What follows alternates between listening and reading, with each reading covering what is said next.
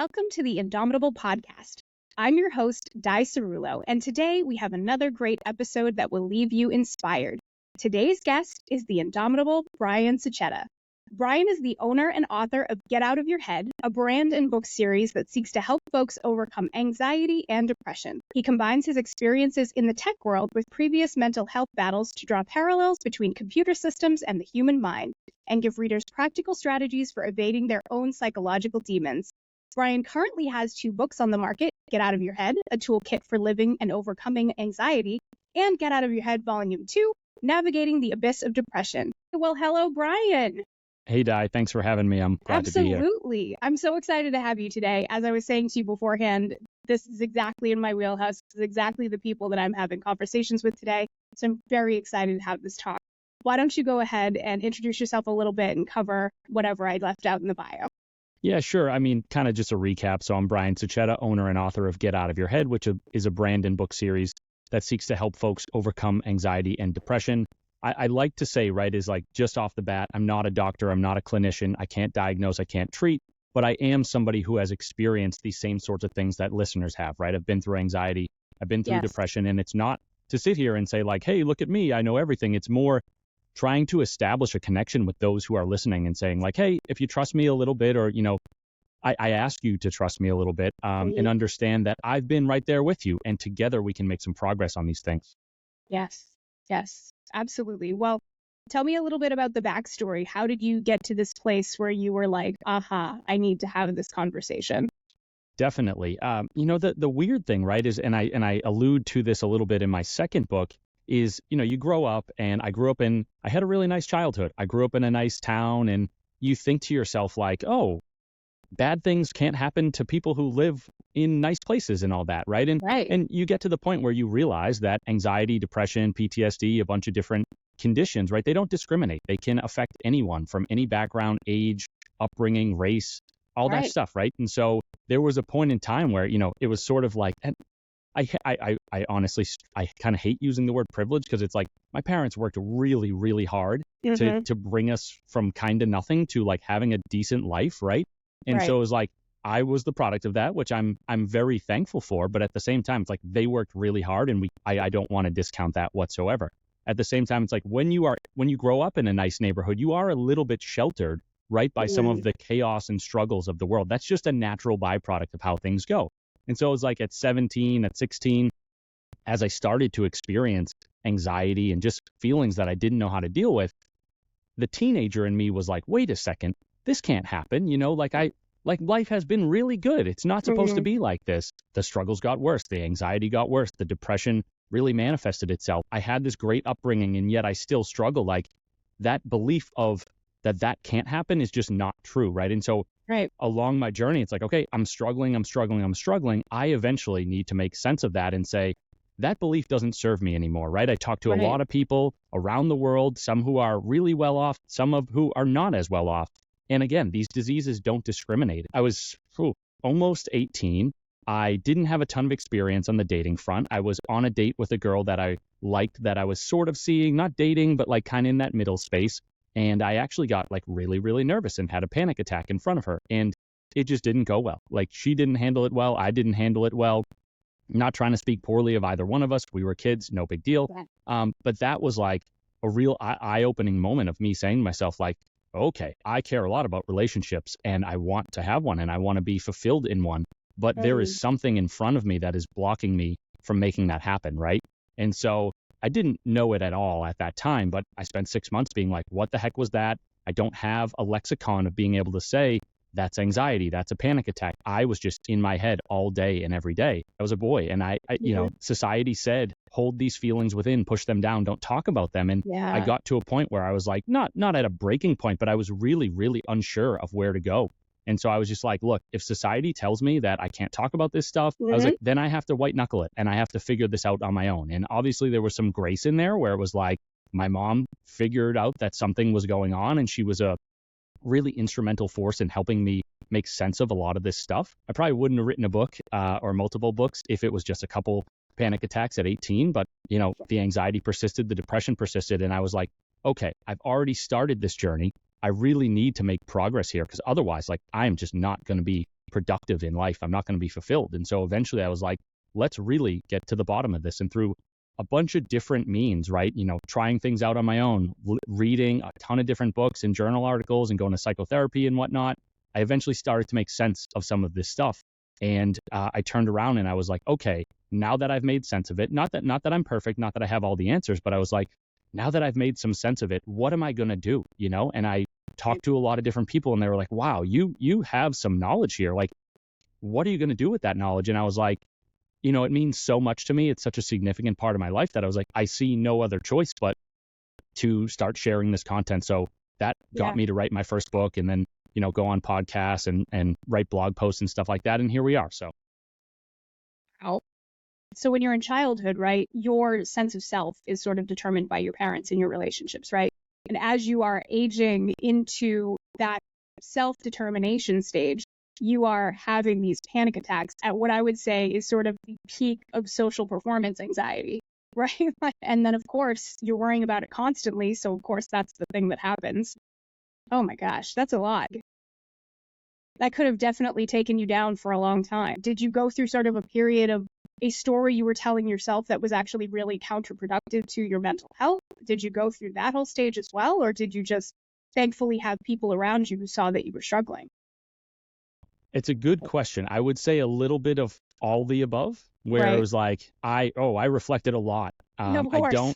I don't know if that's just part of me. Like I've always thought a lot. I've always read a lot. I've always, I enjoyed studying and, being academic and all that. And so maybe the self-critical and self-analyzing part of me has always been there and I just applied it in this new light. But it was really just an understanding of knowing that I was not anywhere near where I wanted to be.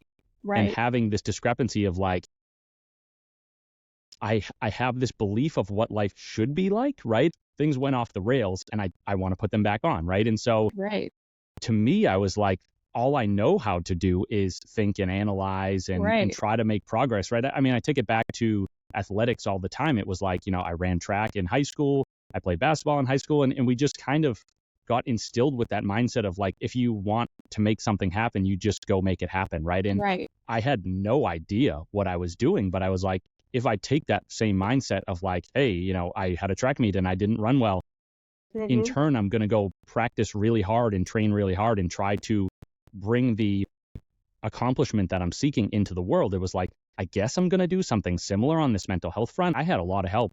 And I got lucky in a lot of different scenarios, right? I think back to, I kind of said it earlier, it was like, going into my sophomore year of high school, I was still struggling really hard with this stuff. And my mom, like one day I'm walking around the house and I was just, not in a good place mentally. And my mom's like, dude, what is up with you? Like, you just seem so off and irritable and whatnot. And it kind of all came out, and that was another beginning where it was like, she was like, okay, dude, like we're on the same team here. I'm going to help you with this and we're going to figure it out. Right. And that was really, really important. Right. Because if you didn't have that touchstone, you might not have been able to find your way back. Because, I mean, if there's anything that I know, it's the type of person that will sit, like my brain will spin and spin and spin, and I will self-reflect constantly. The type of person that is in their head constantly is constantly spinning. Like even when their body crashes and they are too tired to get out of bed, they're still worrying, right? So like, I know that you could have been pushed even more adrift by rejection at that moment instead of somebody helping you find a life raft. What types of things, if you're a parent, say, I'm a parent, if you're a parent and you see your child going through that sort of thing, what was that conversation like? What might be a good conversation to have in those moments when you're noticing that? Yeah, I mean, it's going to vary, right? Because it's like, it could be a different person, it could be a different gender, it could be a different age. So it's really context dependent.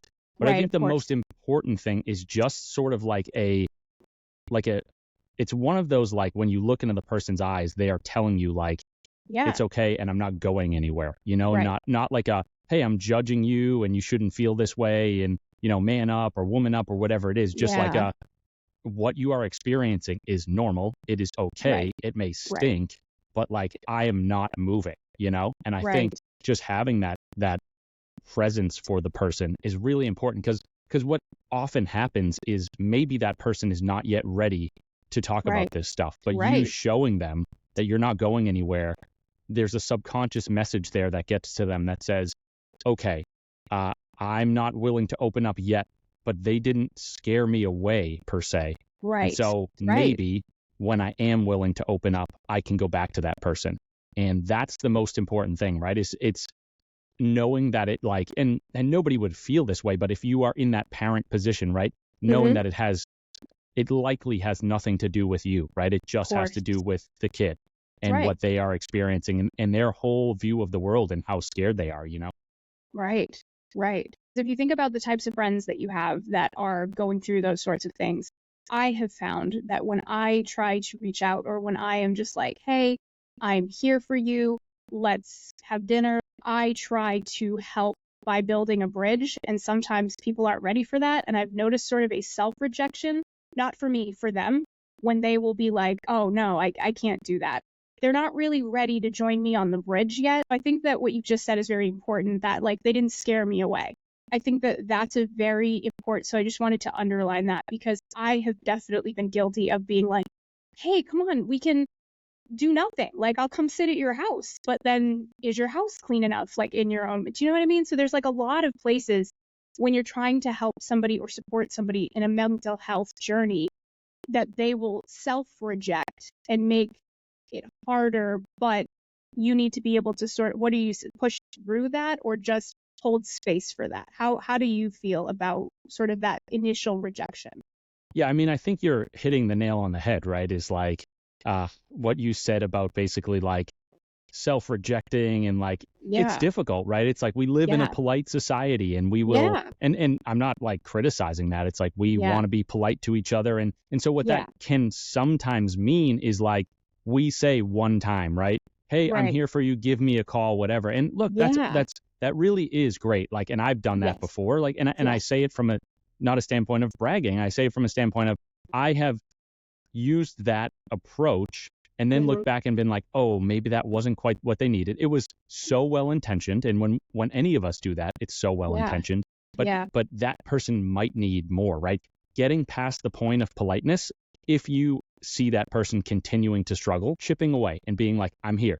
I'm Mm-hmm. still here. I'm Mm-hmm. still frickin' here, Yeah. you know? And then Yeah. eventually, like, those walls might come down. And even if they don't, like, we Yeah. tried, you know? Yeah. But Yes. there are definitely times where, you know, I will just, to make the conversation easier, it's like, I will go back to me being an 18-year-old boy, right? Is like, Mm-hmm. 18-year-old dudes are stubborn, you know? And if you can be that rock to be like, still here, still here, still here, Mm-hmm. eventually you might be able to be like, look, dude, I know what's going on in there. And I Mm-hmm. know that it Yeah. stinks. And I know Mm-hmm. you don't want to talk about it. And I know you have all these thoughts. And I know that you are, you know, kind of pushing me away or whatever, but I'm not going away, right? Yeah. And it's tough because it's a balance of like, you know, we don't want to intrude all the way, but sometimes to get through it does require that a little bit. Right. So Yeah. it's a combination of having some love, but also having a little bit of tough love, you know? Yeah. That's always tough because in my life, I've had so many versions of this where somebody is just struggling and I have struggled. So when I approach somebody or I'm talking to somebody about their mental health, I'm always really careful about it.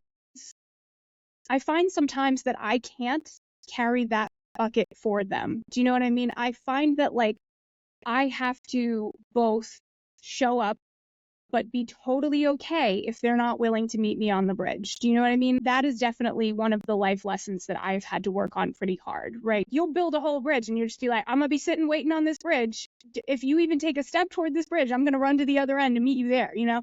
But at the Right. same time, you have to be okay with sitting on the bridge. But if they never show up, they never show up, and that's okay. And that's not about you, and that's not about you not trying hard enough. So, I mean, mental health, I love having these conversations with folks because it's happening in layers, right? It's absolutely a moving target. You know, you're riding on the back of a horse trying to shoot a bow and arrow at a moving target. That's mental health. I can't think of anything that is always true. I can't think of anything that is always good. You've done more of this than me. Maybe you know more. Are you aware of anything that's always helpful or received well or any of the above?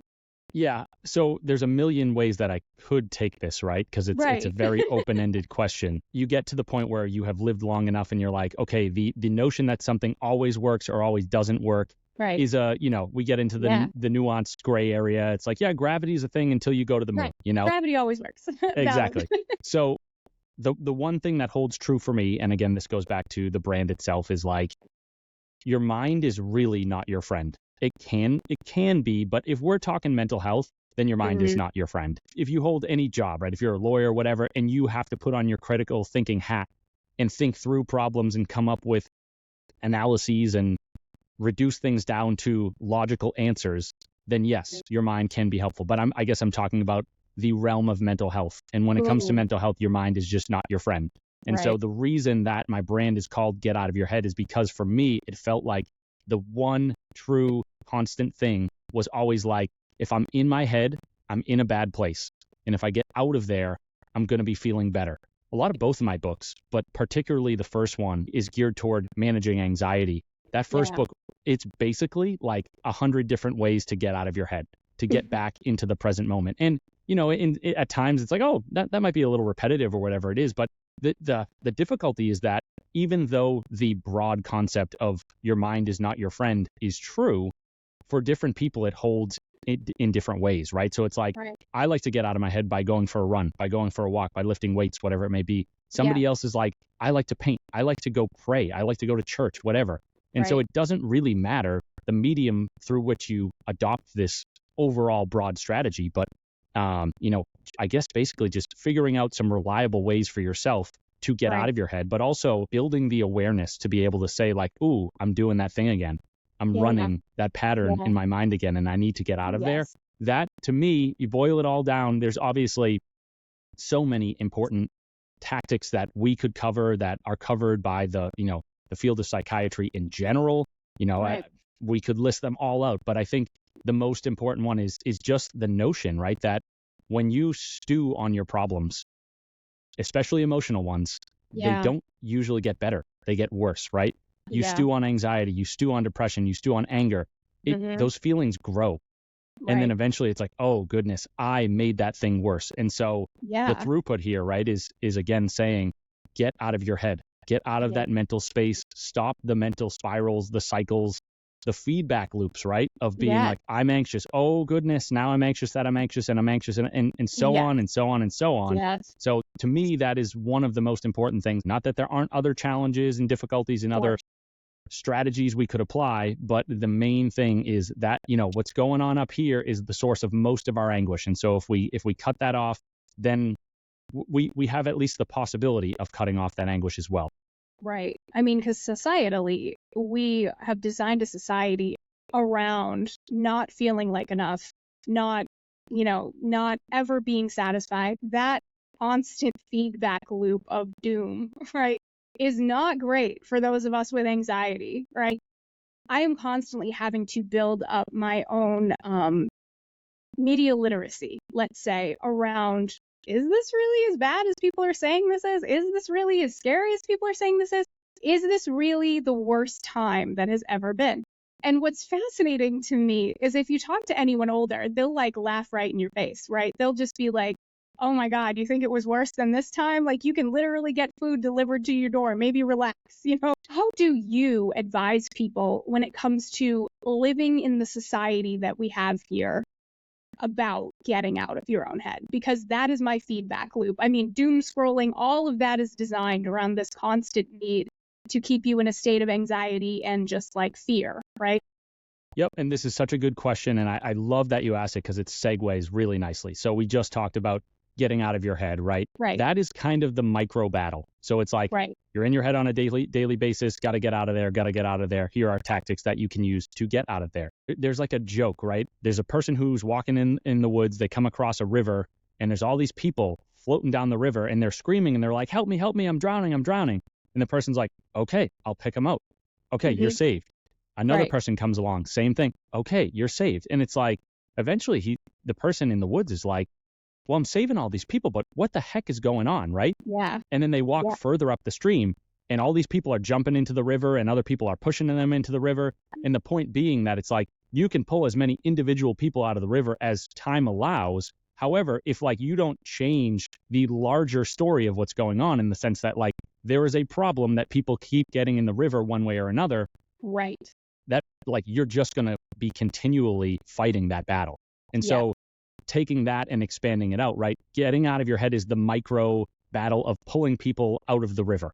The macro battle is figuring out why those people are going into the river in the first place. And so a couple things I want to touch upon, right? So the first is what I'm really getting at is making sure that you are building a larger life that has less stress in it. That way you fall into the anxiety or the depression or whatever it is less often. The need to use those individual tactics comes less frequently, right? So you're not spending all day pulling people out of the proverbial river. The other thing that I want to touch upon real quick, and then I will come back. You talked about, right, like folks will sometimes say, life is as bad as it's ever been, and it's so horrible and all that. So there's a concept that's made the rounds, I guess, in the last decade called prevalence-induced concept change. This term from psychiatry. And what it basically means or gets at is the fact that we adapt to things really quickly. And then all of a sudden we have a new set point. So if you say, hey, I'm part of the World War II generation, and I went off and I fought battles, I went to war, and there were all these terrible things going on in the world, it's almost like the Overton window of your mind, if you will. So it's like what you find as maybe not acceptable, but you're like, hey, this is my view of what the world is like, and the world is as bad as the extremes of that window. So then let's fast forward a few decades or a few generations, right? And it's like, sure, there are obviously wars going on, but if you live in the US, like you're not going off to war, you're not fighting a war for the most part, right? For the most everyone part, who's listening, who's part of the service, thank you so much for your service. Not trying to leave you up, but for the average person, right? The quote unquote grind battle, the worst thing ever is going to work every day, going on social media, being stressed out by news headlines and comparisons on social media and all these websites that we go on and whatnot. Yeah. So that notion of prevalence-induced concept change is basically like, okay, our minds have totally cut off the idea that us being on a battlefield is even possible. So we adapt really quickly to these different standards. The only way that we can really deal with it is to get that perspective of saying, okay, I'm zooming out. I'm talking to my grandfather. I'm talking to my aunt, my uncle, whatever. And they're telling me, hey, dude, look, I'm not trying to belittle your life or anything like that. Life is fundamentally hard, but you actually do have it pretty good right now. There's a lot of folks out there who go through horrendous things. I'm not trying to downplay that. I'm really actually not even speaking to that right now. I'm speaking broadly, right? To the average decent life. And so getting that perspective of going to those folks and having them tell you, hey, dude, when we were this old, it was this many years old, like we were hiding under our desks in elementary school because we thought we were getting bombed or whatever, right? So it's important to get that perspective. That's one piece of developing that larger sense of life of being like, okay, my life is a little bit less stressful because I'm actually expanding, right? If I get that perspective, I'm expanding back the Overton window in my mind of what is possible. And yet I know that I'm still living in a smaller bounds than that newly expanded window because I'm not experiencing all those horrific things that I have gotten perspective on. So that is one, I think, helpful thing. And then from there, it's sort of like, if we're just talking about anxiety, right, is figuring out a way to build a life with less anxiety in it overall. I sometimes say to folks, it's like, sure, I could give you the best tactics on how to get out of your mind, alleviate stress, mitigate anxiety and all that. However, if you are in a terrible abusive relationship and then you leave the house and your boss is abusive and it's a hostile workplace and you have no friends and you hate everything you do in your life, I'm sorry, but you just don't stand much of a chance, right? And I'm not saying that to discourage people. It's more like, again, going back to that river example of if people continually jump out of into the river and you say to yourself, I'm going to pull every single person that comes down the river, you're going to be pulling a lot of people and you're going to be exhausting yourself. And so again, this is so broad, but the general idea or the theory is to develop a lifestyle that brings you less stress overall, And then Right. that way, when those situations present themselves that make you anxious, that bring you anxiety, or any of the other negative feelings that you don't want to experience, right? Right. You not only know how to mitigate those feelings, but you're also more willing to do so because you're not completely exhausted all day, every day by the sheer number of stressors that are coming your way. Right. Again, very high level approach, but that is one way that I look at all this stuff. It completely makes sense. And in fact, to continue that metaphor, many times I have had to just walk away from the river. I've had to just be like, look,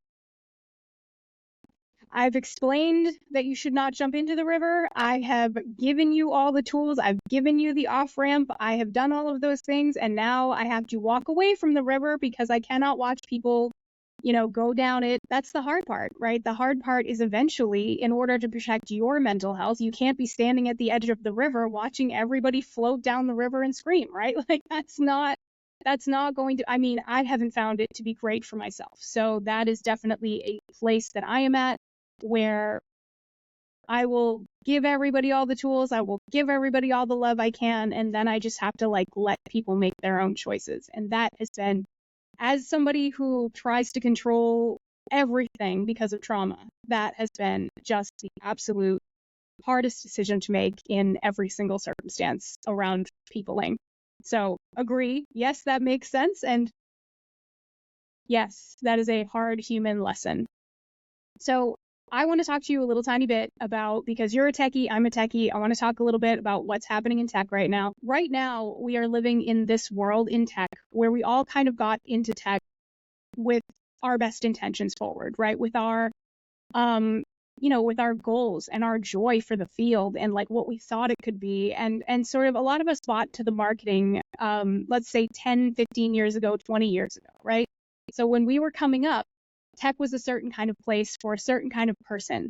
And then over time, what I have found is a lot of the people, myself included, have run into sort of this burnout cycle about tech, where it's not necessarily, friends will always say, you build something for a purpose, and then you don't realize bad actors are going to come in and use it for exactly the opposite. They're going to use those things against you. So I think that a lot of us now, who can gratefully afford to, are taking a step back from the field because our mental health has gotten to the place where it's just this constant sprint cycle or burnout cycle, or our values are no longer aligned with the companies because the companies are sort of seeking to make more and more money. And maybe that's not why we got into it. What advice do you have to people who are going through that? Do you have 4 hours? Take your time. God, yes. We could do a lot of different podcast episodes about this topic, and there's so many different things to cover. I'm not saying that every single operation business runs this way, but if you are a software developer, a product manager, designer, whatever, the methodology of agile development has sort of taken the world by storm, where you do work in these 1 or 2 week chunks called sprints. You start with the word sprint and you're like, okay, wait a second. So if done the wrong way, we're sprinting for 2 weeks in a row, and then there's no recovery time. No. And then we're sprinting again and again and again and again. And that can definitely lead to burnout. And why I think this is pertinent for our current conversation, right, is we just talked about that notion of pulling people out of the river and making sure that your life and your lifestyle are ones that support you on a mental health level and make it so that you're not encountering stress all the time. Because I like to say that if you have a crazy, crazy stressful lifestyle, doing some of the tactics that I talk about is really like shooting a squirt gun at a forest fire, is not going to help. You need a helicopter to get in there and pour tons of water on the thing. And so going back to burnout and tech and stress, right? It's like, okay, so if every 2 weeks or every week you have to get up sort of in a Sisyphusian manner, push that boulder back up the hill with no time off, no downtime or anything like that. Right. I think that works for a little while. And in tech, right, especially developing, shipping, building a product, those cycles, they vary obviously, but if you're building a mobile app, maybe 3-6 months. If you're Mm-hmm. building a website, maybe the same amount of time. If you're building a system, it could take you much longer, but the initial product cycle phase is short enough where you're like, yeah, let's go. Let's Right. sprint. Mm-hmm. But then after you ship that, and if the company is still like, let's sprint, you're like, Mm-hmm. wait a second, can we take a minute off and like celebrate the accomplishment and enjoy Yeah. ourselves and all that? I think a lot of folks, as you've touched upon, a lot of folks have found that they're still sprinting and they're kind of ticked off about that, Yeah. because what then happens is after 6 months, after a year, they are mentally, physically, emotionally burned out with no end in sight. I do know that like there are a lot of good perks of working in tech, right? You get Right. time off, you can work remotely a lot of the times. Right. They'll give you health insurance and all that. However, I also know that like I've been in a lot of jobs where I've worked really hard, Yes. 60 hours a week, Yes. 70 hours a week. 70 and hours a week. Yeah. I hate to say it, but like there have been very few times where, from my own personal experience, there have been Right. very few times where anybody has recognized that and cared about it. Yes. Or maybe they do recognize it and they do care about it, but they just don't say it. And I have Sure. spoken to a lot of people who feel that same way, where they're like, dude, I'm working 70 hours a week. Yeah. And like, I can't even get like a salary bump. I can't even get a salary bump Right. to adjust for the inflation that we went through Right. over the last 4 years, Yeah. And so, there's a lot of burnout in tech, and not to mention, right? So you've got just the sheer way that the job is structured and just the day-to-day operations of that job, that Yeah. stress. But also, like, not for nothing, but like there was tons of layoffs in tech, right? There was Yes. last January, I think it was January 2023, massive layoffs across the board. Yep. Obviously, companies hired a lot during COVID, but then it was like, hey, thanks, dude. Like, see you later, Yeah. See you and later. that felt very impersonal in a lot of ways. Right. And Yeah. there's movies made about this stuff. Corporations, unfortunately, they are not humans, right? And No. I, Yes. without going on too much of a diatribe, I would say that This is the place for diatribes. I do think that the country risks itself in having so much power held up in a few organizations. Yes. And I will just say that I have dealt with the court system a little bit, and it is not a justice system. It is a system that favors those in power, that favors those Right. with a lot of money. And Yes. that is how you get a society to break. Whereas basically the rules favor those who are in power and keep them in Right. power. And Right. eventually, right, all the workers are like, I have absolutely no power here, even though something bad maybe happened to me. Yes. And then eventually you get disillusioned with the whole system. People check out, right? And to your Check point, out. they want to Mhm. leave the system or leave tech entirely or whatever job Mhm. that they're in. And Yep. that's why we're in a really scary place right now. Not to even mention, right? I didn't even let the cat out of the bag of like, okay, so the last 15 years or however many years, right? We've been working really hard, right? Yeah. To build these different systems, to build these Yeah. inputs, to build these applications.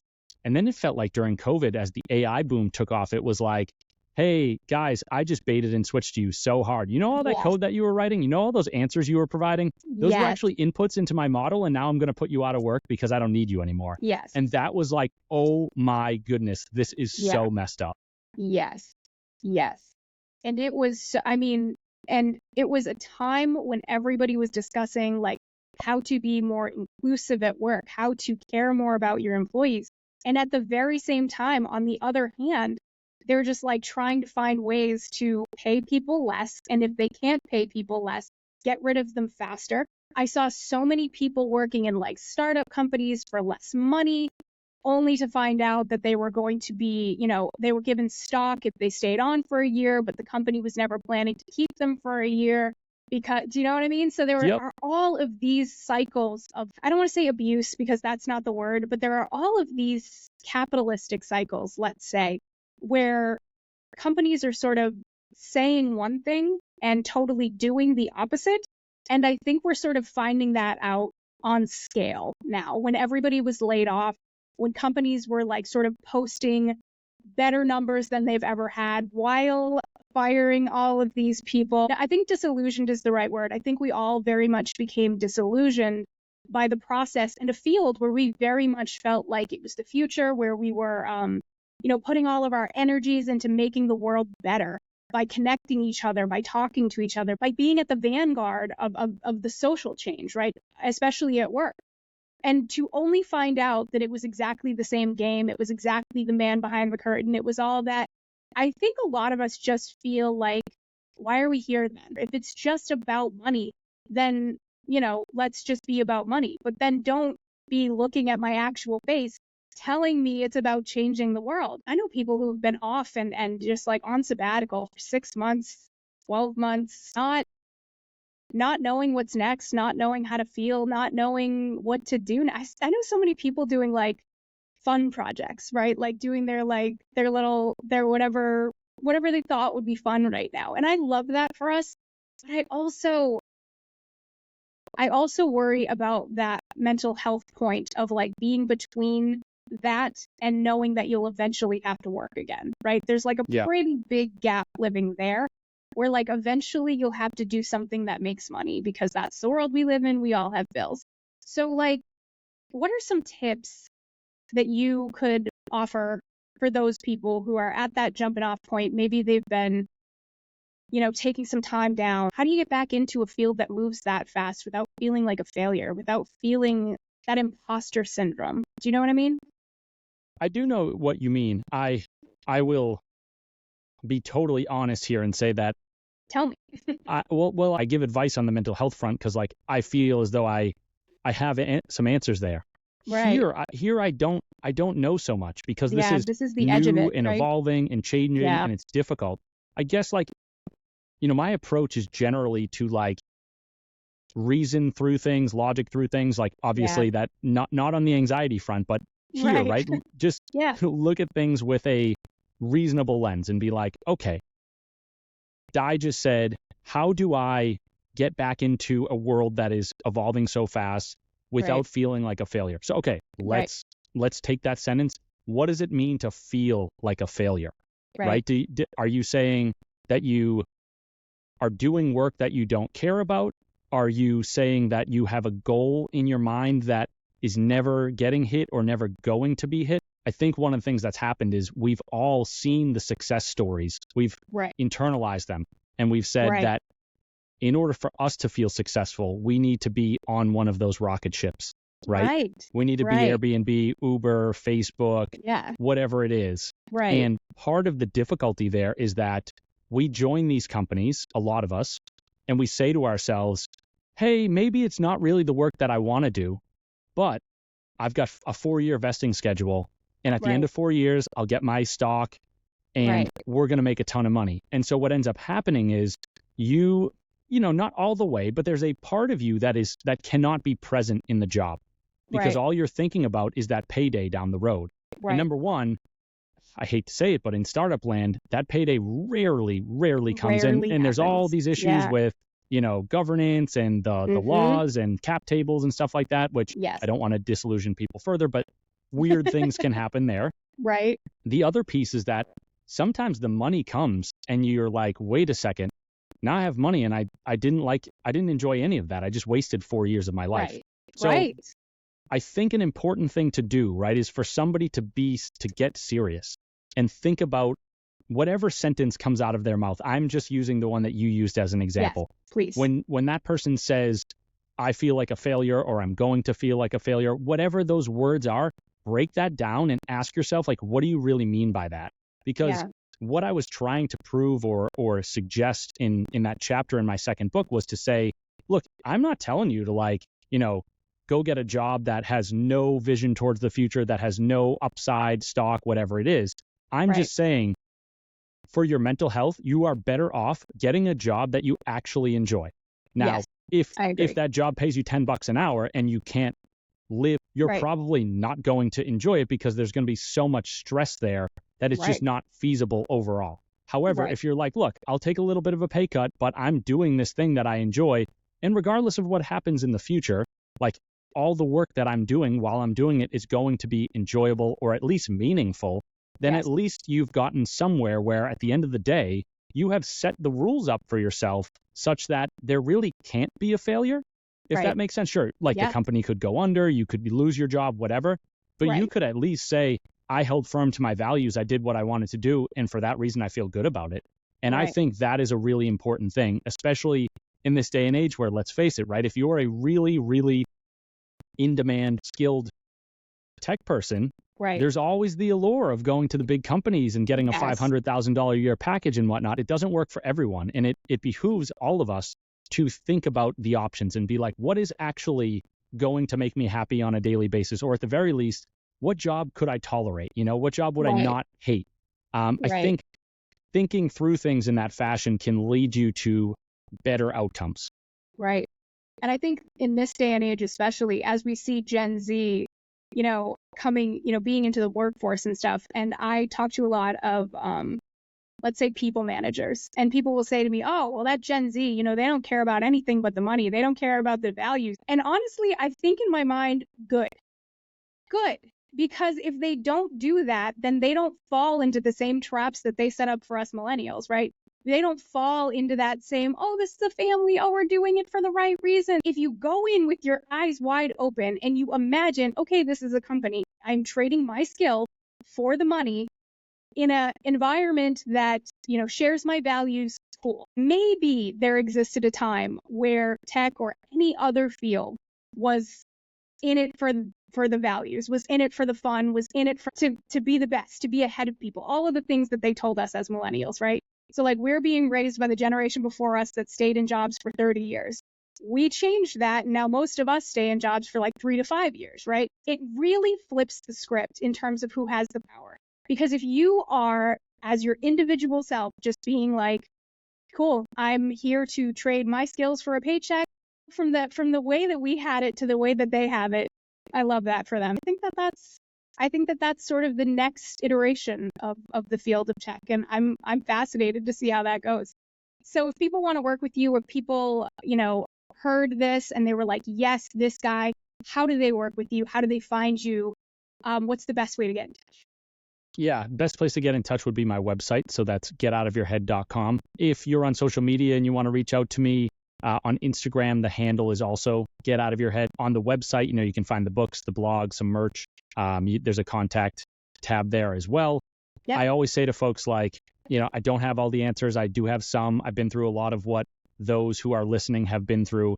And I would like to be of service if I can. And I also always leave a message of solidarity, basically, the understanding that like this stuff is really hard.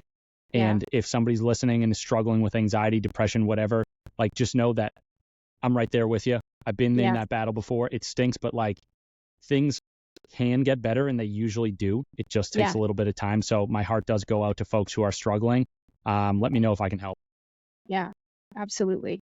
Me too. I mean, if I could tell you anything about anxiety, it's that she is a liar. And if I can tell you anything about depression, it is always wait through the next day. You never know. Always wait till the next day. Have your favorite dinner again, Beautiful. All right, here we go.